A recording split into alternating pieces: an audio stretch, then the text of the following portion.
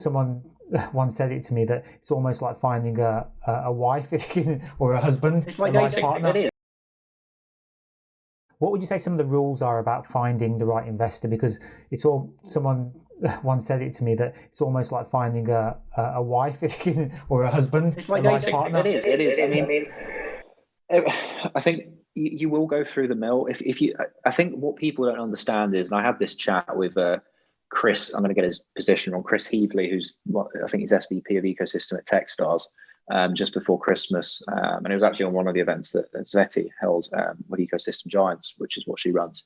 And the conundrum is normally about 5 to 20% of your time at any point is going to be fundraising, right? So even if you're not live fundraising, you've got to be keeping leads warm. If you've got investors already there that may come in later, you want to be keeping them up to date. There are small things like, make a list on MailChimp, that is just for your advisors, just for people that have been interested and you've had conversations with before.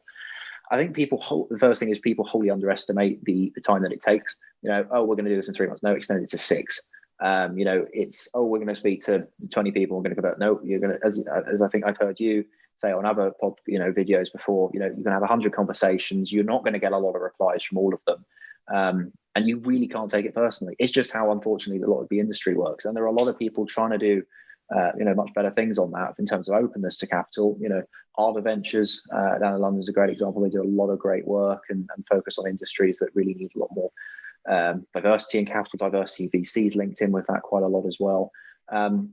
And it's a full-time job. Simply put, raising money is a full-time job. It's not something that you can switch off for one week and go back to the next. It's, if you want to do this, you got to do it properly. And unfortunately, there's the cold start problem. You need to have a term sheet to really bring in some others to help that process.